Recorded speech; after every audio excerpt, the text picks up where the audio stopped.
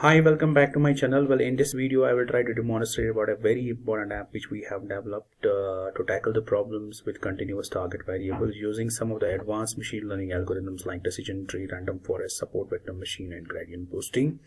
It involves the features of model training, evaluation, hyperparameter tuning, feature important analysis, as well as feature selection.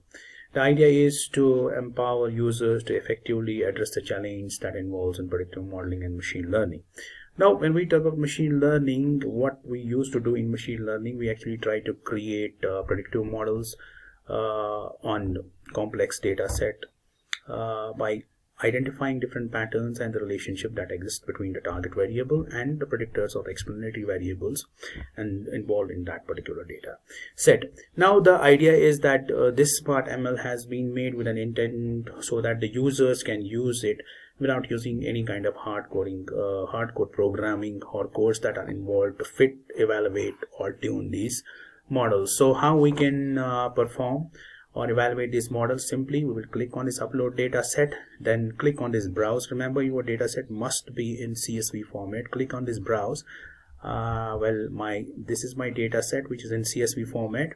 So this is the preview of my data set. I have 1 2 3 4 5 6 7 8 9 10 11 predictors, explanatory variable, and of course this yield is my target variable which is continuous. Here you have to select your target variable. By default it has selected yield as my target variable.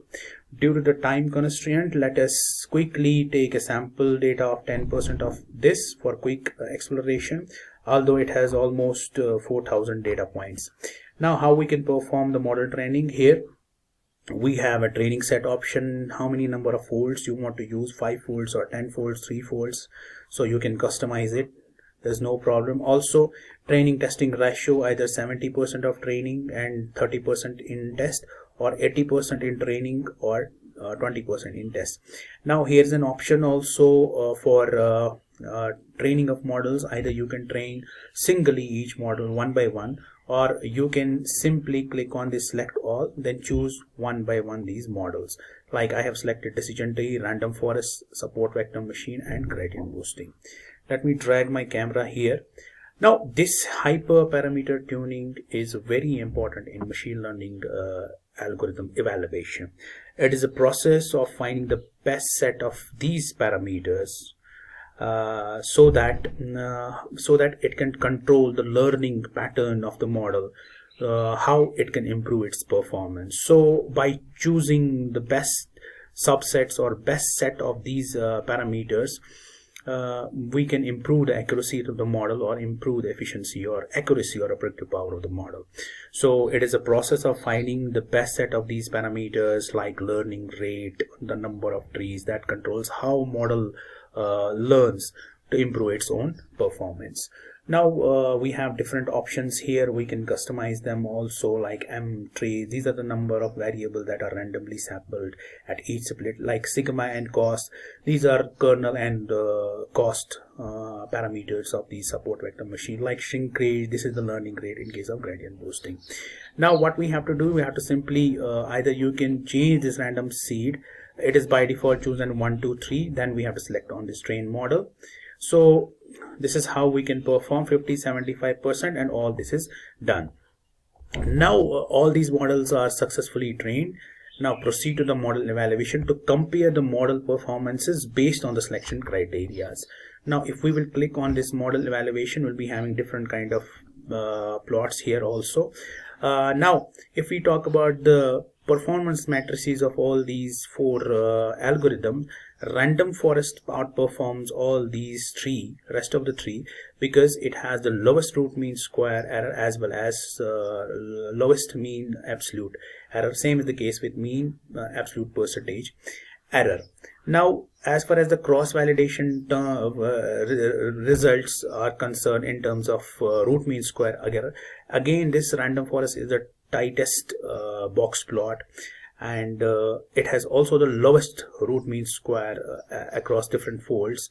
Of course we have only used 3 fold. Again in case of mean absolute percentage error, mean absolute error, as well as root mean square error, this random forest outperforms all these algorithms. So this is the best model I can say across all these three. Now feature importance, this is also very important. Now what is this feature importance?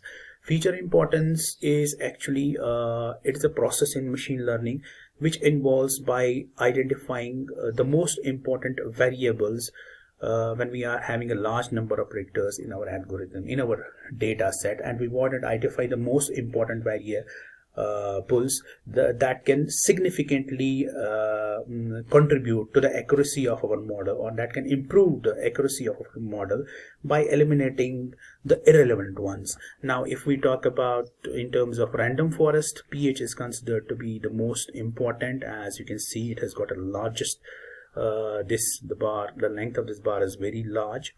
As you can see, this is the importance. Similarly, with case of decision tree, we have sulfur.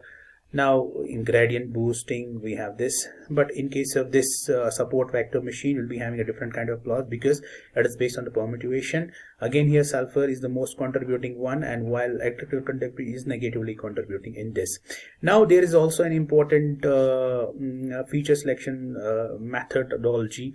All these are wrapper, they are all these are these wrapper as well as embedded. These are two types of feature selection. Now based on this we can again see which of the feature is very important, and this is a plot between root mean square error, and with the increase in feature this root mean square error gets decreased. Of course you can see the variable 9 is having the lowest and variable 11 is having the lowest root mean square error, and that optimal number of features are 11. Selected features are these. So this is how we can choose which of the feature or which of the variable is most significantly contributing, and which of the model is most important while evaluating these on different selection criteria. Now using why we are choosing different selection criteria or different selection matrices, because we want to perform the reliability or the validity or to test the reliability of the algorithm from different perspectives. That is why we are using different kind of selection matrices or criteria. So by this we can perform, or we can evaluate, we can simply train. That is why we have written here we can train the models, we can evaluate based on the selection criteria, we can optimize the accuracy of the model by choosing different parameters by means of hyperparameter tuning. Then we can select the model based on the selection criteria, and also we can also select the important features which are involved in these algorithms. So by this app you can perform these very complex algorithms within a very short span of time. It is just a matter of few clicks. So if you want to get the link for this app, I will give my email ID in the description of this video.